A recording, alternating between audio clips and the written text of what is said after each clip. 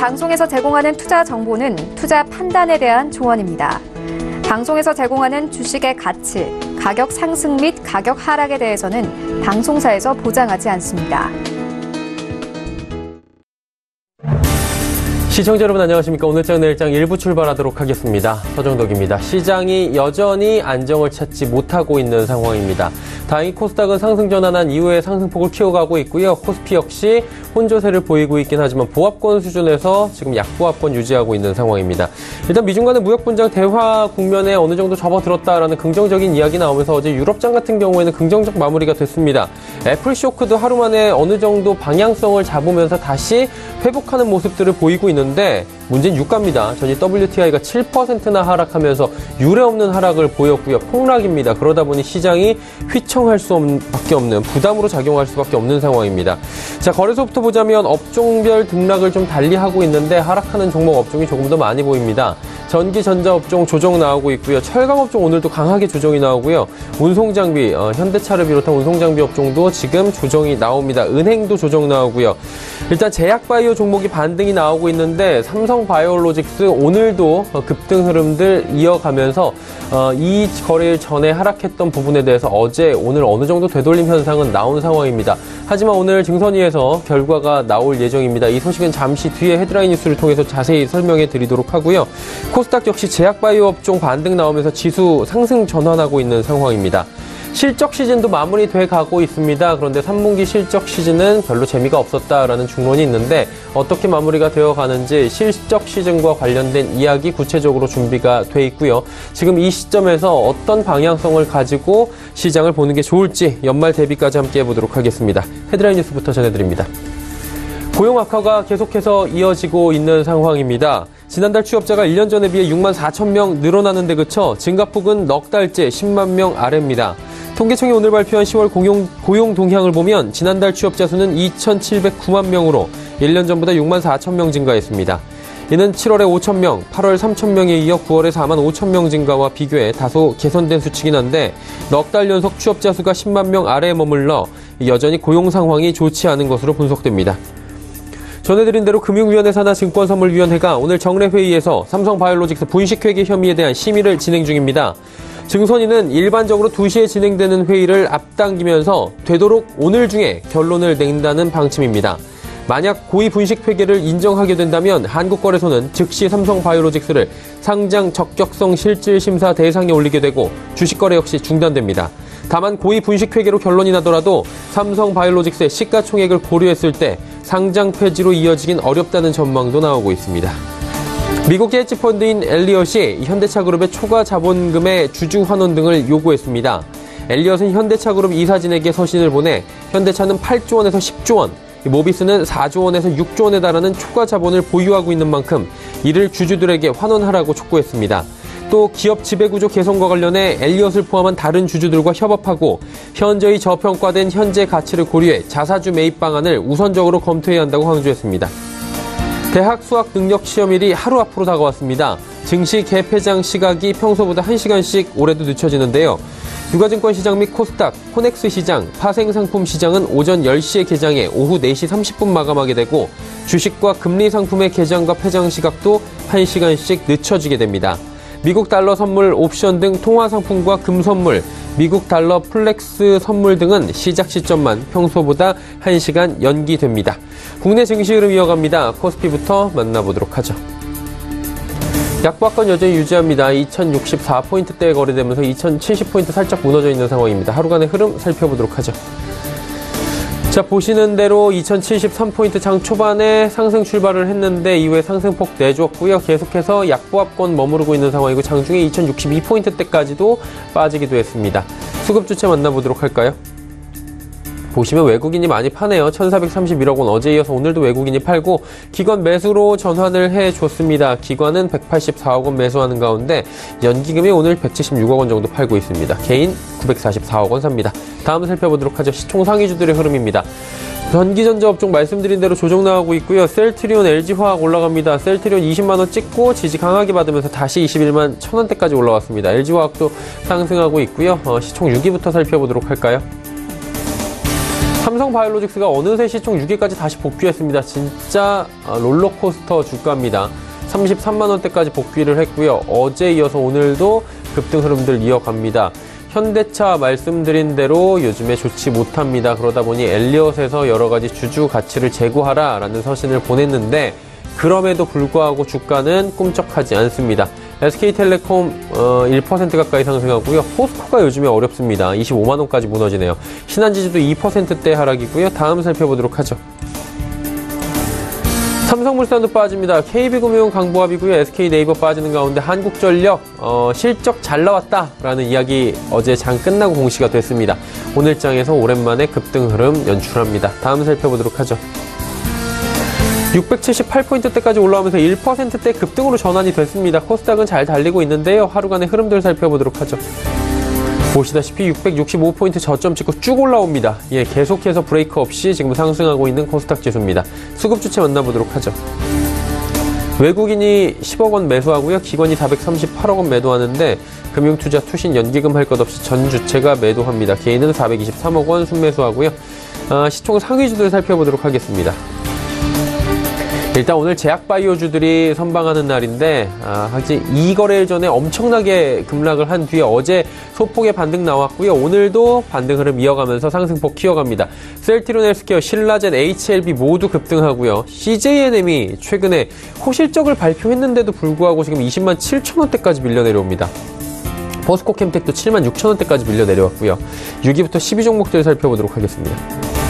메디톡스 급등 흐름입니다. 6%대 상승하면서 주가 어느새 56만 원대까지 올라왔고 바이로메드도 상승, 스튜디오 드래곤 역시 상승, 펄어빅스도 상승, 코오롱 티슈진도 2%대의 상승 흐름 가져갑니다.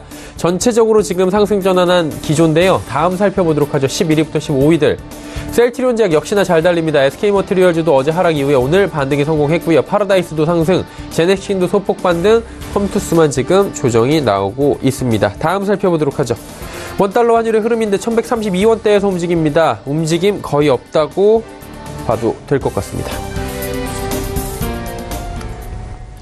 금일 본 방송에서 제공해드리는 정보는 투자 판단에 대한 조언일 뿐입니다. 해당 주식의 가치와 수익률 보장해드리지 않는다는 점 참고해 주시길 바랍니다. 자, 오늘 장의 이슈 짚어보도록 하겠습니다. 펠리즈 투자인 리서치 김민수 대표 연결되어 있습니다. 대표님 안녕하십니까? 네, 안녕하십니까. 예, 코스피 코스닥 좀 다른 흐름을 보이고 있는 상황이고요. 어쨌거나 양 지수 지금 장 초반보다 많이 좋아진 상황인 것 같습니다. 이슈 먼저 점검을 할 텐데 애플 급락세부터 한번 여쭤보도록 하겠습니다. 이후에 어떻게 되는 겁니까 지금? 네, 어제부터 변화가 나오기 시작하면서 애플이 11월 달 들어서만 오늘까지 봤었을 때 한 14% 하락을 했고요. 그러면서 시가총액이 1조 달러대가 넘던 부분들이 8천억 달러대까지 빠르게 축소가 되고 있는 상황들인데, 무엇보다 이 주요 부품사 중에 하나죠. 이 루멘텀 홀딩스가 실적 전망치를 발표했는데 이 부분이 생각보다 어떤 내년 그 내후년까지 하향 조정하는 모습들을 나오다 보니까 이름을 밝힐 수 없는 대형 고객사 때문이다라고 했었을 때 그게 어디냐라고 하게 되면 애플이다. 즉 꼬리가 몸통을 흔들고 있죠. 그런 관점 쪽에서 애플에 대한 주가나 실적과 여러 가지 부분들이 부정적으로 작용하고 있고요. 그 밖에 중국의 인터넷 검색 업체 바이두죠. 여기서 검색어의 사용 빈도가 10월 달에 거의 절벽 수준으로 애플의 아이폰이 어떤 검색이 안 되고 있다는 쪽도 우려감이 크고요. 거기다 어제 모건스탠리의 목표 주가가 하향된 분위기까지 같이 이어지면서 여러 가지 부정적인 시각들이 커가는 상황들인데, 무엇보다 이런 부분들이 애플뿐만이 아니라 미국 기술주의 전반적인 실적의 전망치가 하향되고 있다는 데 무게를 둬야 될 것 같고요. 무엇보다 달러와 강세 기조로 나가기 시작하게 되면 수출업체 입장 쪽에서 이어지는 채산성의 부담들, 거기다가 무역전쟁 여파와 함께 나오는 관세의 부담들, 이런 쪽에 대한 부분들이 수출에 대한 입장 쪽에서 봤었을 때 실적을 하향 조정할 수 있는 분위기가 충분하다는 관점 쪽으로 보고 있는데, 그렇다고 하더라도 지금 이제 애플의 흐름들로 봤을 때는 과거에도 이런 분위기가 좀 많았었고요. 애플의 부품주가 실적이 안 좋을 것이다. 그러면 애플도 당연히 실적이 안 좋아서 발주량을 떨어뜨리는 게 아니냐, 이런 관점 쪽에서 애플의 주가 조정이나 여러 가지 부분에 대해서 부정적인 흐름들이 많은데, 막상 실제로 애플의 실적 발표를 하게 되면 그런 우려를 싹 씻는 그런 큰 영향이 없었던 경험들이 많았었죠. 그래서 아마 이번에도 일단은 우려감은 있다고는 하더라도 너무 증폭돼서 바라볼 필요는 없지 않을까라는 관점이고요. 또 하나 이번에 중국의 광군제에서 스마트폰 관련된 섹터에서 판매 1위는 여전히 애플이었습니다. 2위가 화웨이, 3위가 샤오미 이런 쪽으로 중국 업체보다도 훨씬 더 높은 인기를 받으면서 1억 위안을 돌파했던 237개 브랜드 중에 하나다라는 관점으로 봤을 때 인기가 그렇게 떨어지지 않는다라고 봐야 될 것 같고요. 따라서 일단은 실제로 실적 발표를 확인할 필요는 있겠다라는 관점과 함께 우려가 먼저 선반영됐다는 시각 쪽으로 바라보고 있고요.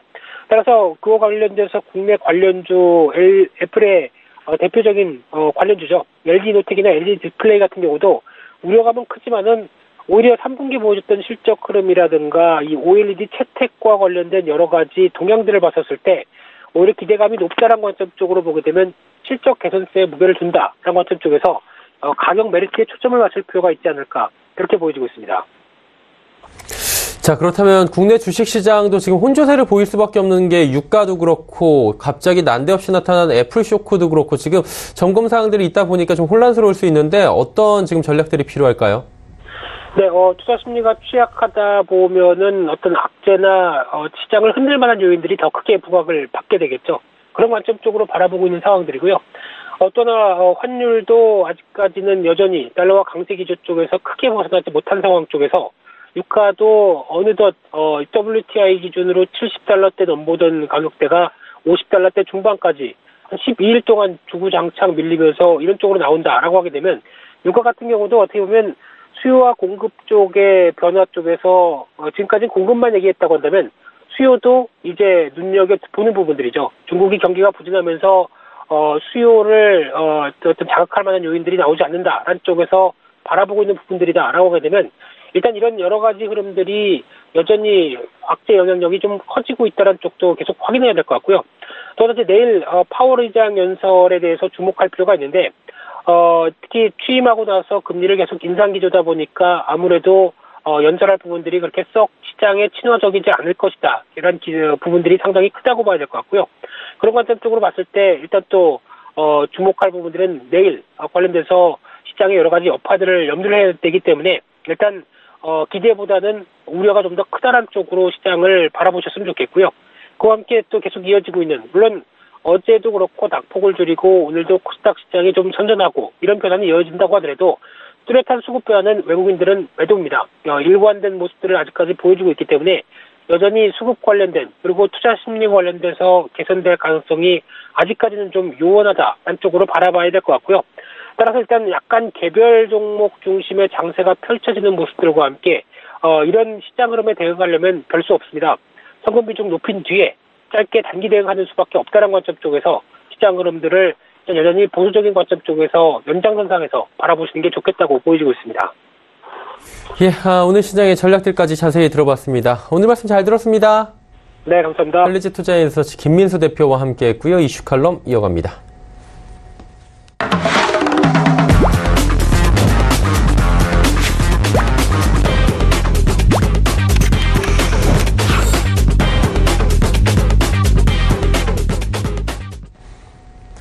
마켓 리더들과 함께하는 시간 이슈 칼럼 시간입니다. 오늘은 SPIM 김형진 대표와 함께 하도록 하겠습니다. 대표 안녕하십니까? 네, 안녕하십니까? 예, 지금 화상 연결이 돼 있는데요. 하나하나 여쭤보도록 하겠습니다. 일단은 3분기 실적부터 여쭤보도록 하겠습니다. 실적 발표 끝났는데 이 얘기가 딱 맞지 않겠습니까, 대표님? 재미없다, 별 볼 일 없다라는 얘기들 나오고 있는데 실적 발표 시즌 어떻게 보는 게 좋을까요? 예, 맞습니다. 이번에는 다른 것들을 가려서, 그러니까 이슈들이 많았기 때문에 가려져서 실적 시즌이 거의 주목을 받지 못했다, 흥행에 실패했다 이렇게 봐야 될 것 같고요. 금리하고 경기 또 미국 중간선거 이런 이슈들로 인해서 10월 이후에 증시가 계속 급등락을 보였죠. 그러면서 실적 시즌은 뒷전으로 밀려난 듯한 그런 느낌입니다. 특히 우리나라가 그렇고. 근데 이제 미국 역시 이번 실적 시즌은 상대적으로 예전만 하지 못했다 이런 생각이 들게 만드는데 그랬었던 이유를 살펴보면은 별로 그렇게 좋게 영향을 미치지 못했기 때문이겠죠. 초반에는 좀 긍정적 영향이 나타났습니다. 하지만 그게 단기적으로 좀 마무리가 돼버렸고요. 정책적인 지원 통해 가지고 인플레이션을 극복하고 또 기업별로는 신사업 영역을 구축해 나가면서 실적 개선이 가시화된다. 이런 이상적인 그런 내용이 관심을 끌었는데 그게 실적 시즌 초반 며칠을 넘기지 못했습니다. 이제 중반 들어서면서 주변 이슈, 좀 부정적인 이슈들의 영향이 부각이 되기 시작했죠. 미국, 중국, 이 무역 분쟁 그것이 대표적일 테고 또 IT 업종 같은 경우가 핵심이 될 텐데 업황 사이클 정점 가능성이 계속 거론이 되고 있죠. 그리고 이 업황이 둔화되는 것도 또 이제 가시화되고 있다라는 점, 가능성 정도가 아니라 가시화되고 있다는 점이 점점 우려감이 지속되고 있다 이렇게 봐야 될 것 같습니다. 이렇게 IT 업종의 상반된 시각이 지속되면서 급등락이 유발되고 있는데 아마 2주 전쯤에 애플이 추세가 마지막으로 좀 살아 있었다 이렇게 말씀을 드렸는데 이제는 애플도 실적에 대해서 전망이 좀 불안감이 좀 전망으로 나타나면서 200일 이평도 무너뜨렸습니다. 그래서 애플도 마찬가지로 조정권에 확실하게 진입을 해버렸죠.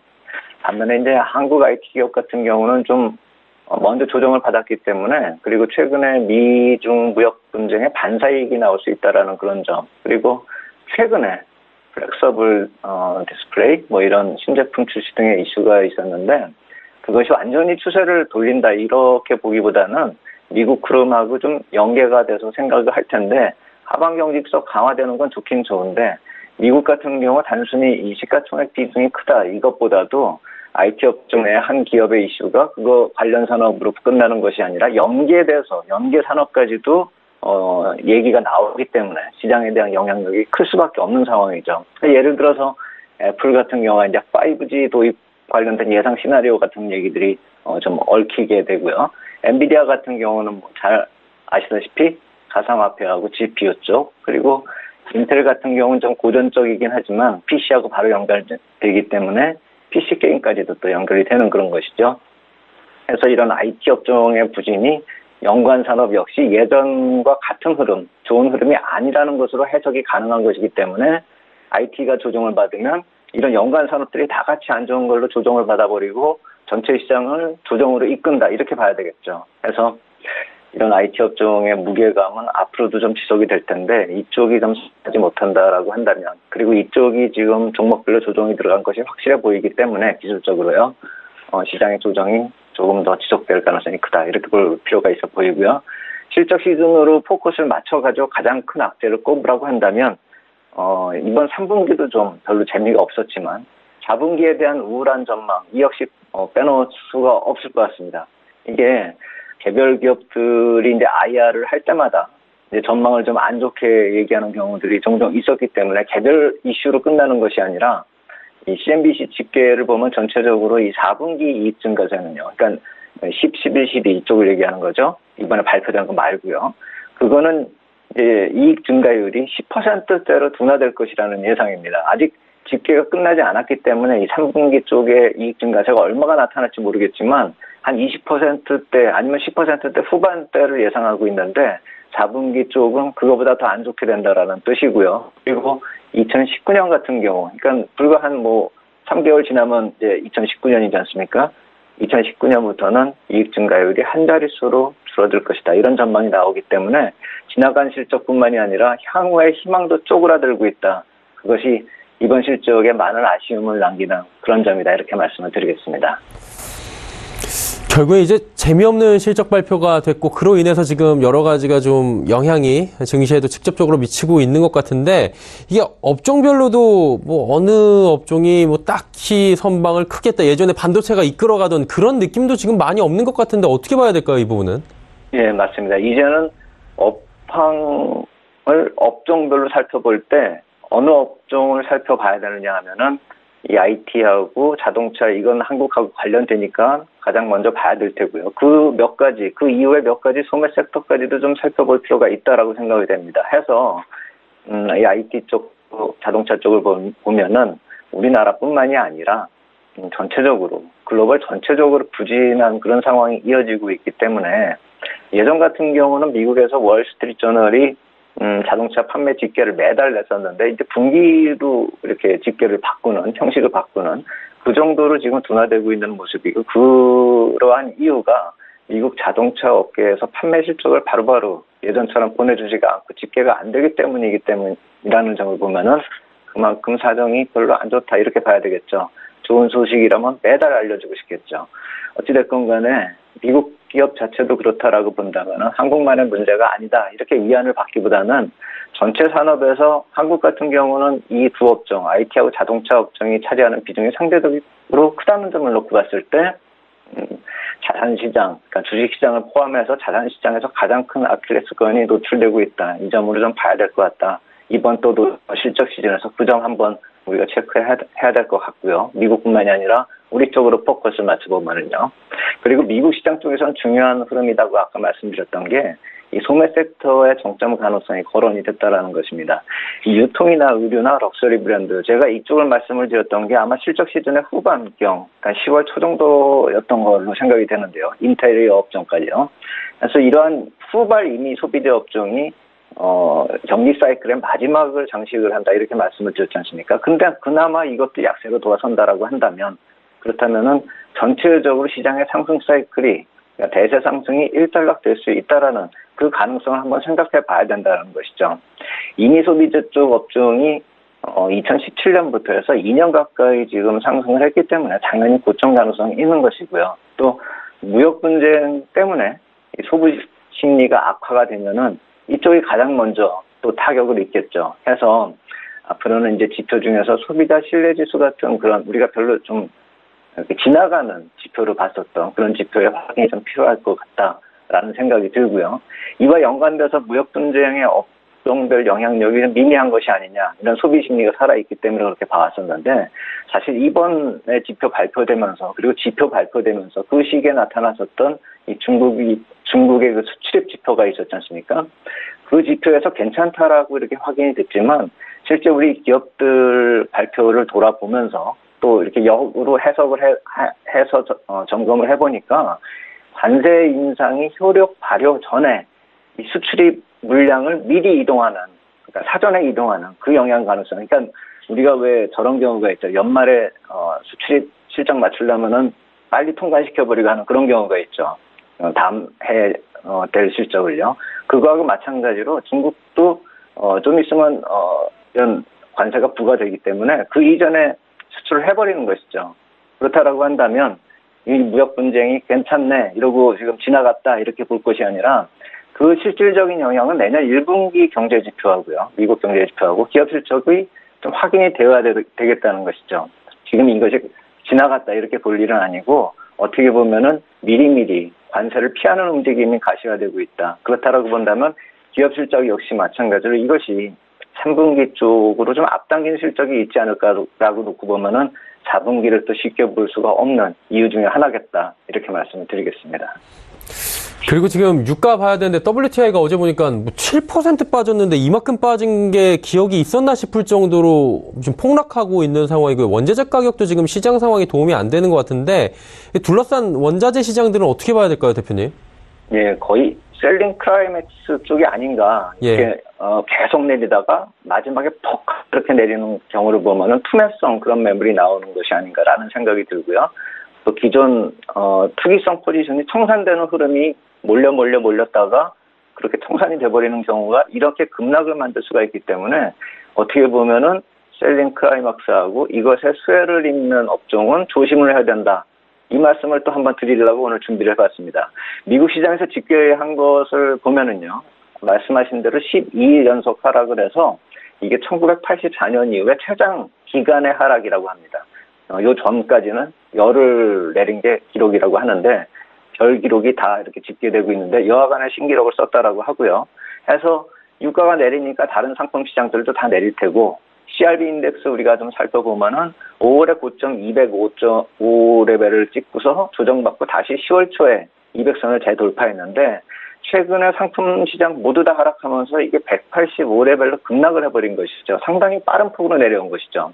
유가뿐만이 아니고요. 해서 그렇게 되면은 자원 관련 국가들 쪽도 안 좋은 영향 받죠. 당연히 러시아나 브라질 증시 타격 받았고요. 그렇게 러시아, 브라질 쪽 안 좋으면은 이머징 마켓 쪽 자금들 빠져나가니까 이머징 마켓 전체적으로 또 안 좋은 영향을 주고 있는 것이죠. 그래서 유가가 단순히 상품 시장만의 흐름이다 이렇게 볼 것이 아니라 돌아 이머징 마켓 쪽으로 안 좋아서 우리도 영향을 받게 된다. 우리는 기름 한 방울 안 나오지만 결국 유가 하락에 좋을 일은 없다. 그러니까 우리 주식시장이 뭐 오르건 내리건을 떠나서 글로벌 유동성은 빠져나갈 수 있다. 이렇게 볼 필요가 있어 보이고요.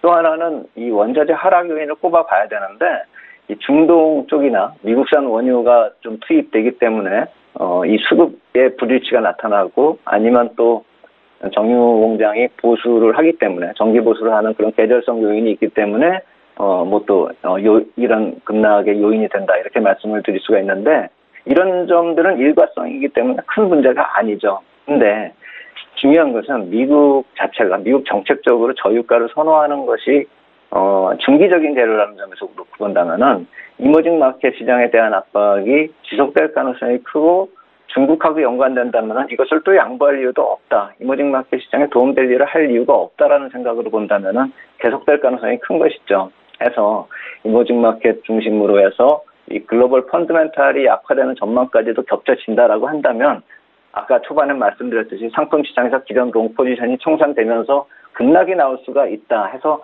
자산시장 전반적으로 하락 요인으로 불거질 가능성이 크다. 이렇게 볼 수가 있는데 그것이 어제 나타나 버렸죠. 7%대나 하락을 했으니까요. 그래서 불안 요인이 확산될 수 있다. 이런 점 조심하자 이렇게 말씀을 드리려고 했었는데 너무나 하락했기 때문에 이제는 역으로 좀 반등 가능성하고 이러한 상품 시세가 주식시장에 영향을 준 그런 긍정적인 걸 꼽으라고 한다면 대표적으로 항공하고 유틸리티 이쪽을 볼 수가 있겠죠.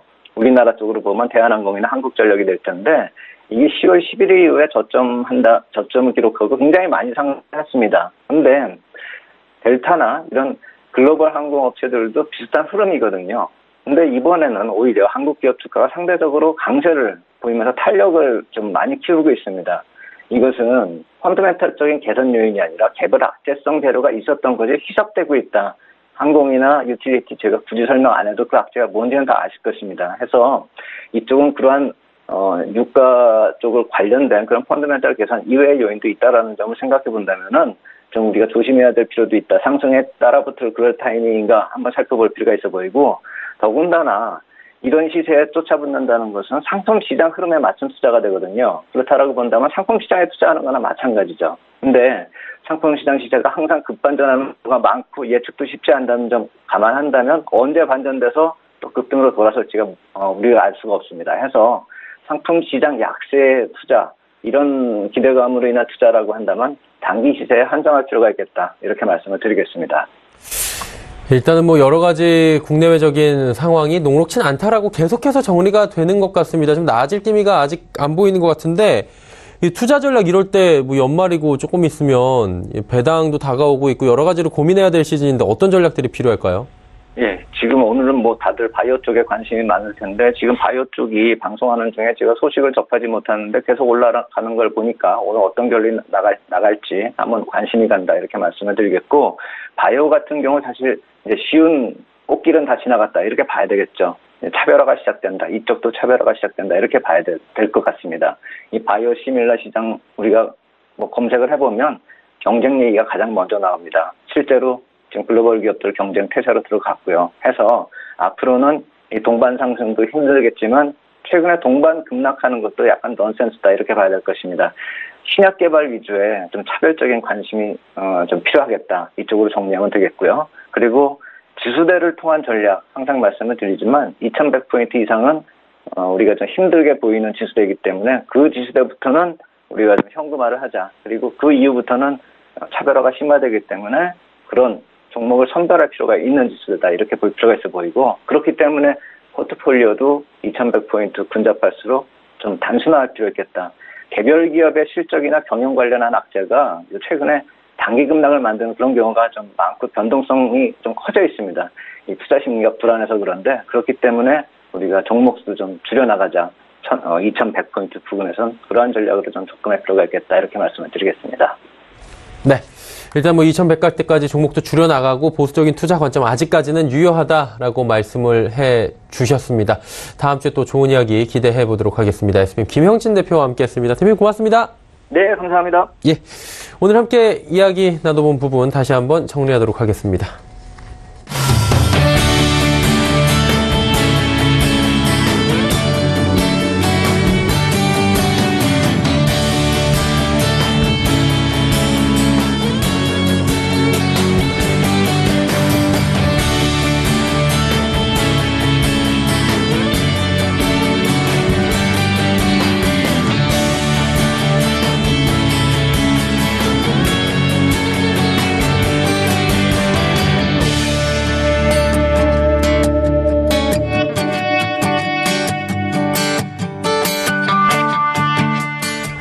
오늘장 내일장 1부 함께 하셨습니다. 잠시 뒤 2부 예고해드리도록 하겠습니다. 2부에선 종목 이야기 나눠보는 시간 레벨업 트레이딩 타임 시간이 준비가 되어 있습니다. 다양한 종목들 두 분의 전문가와 함께 이야기 나눠보고요. 종목 상담까지 이어가도록 하겠습니다. 2부에서 뵙겠습니다. 고맙습니다.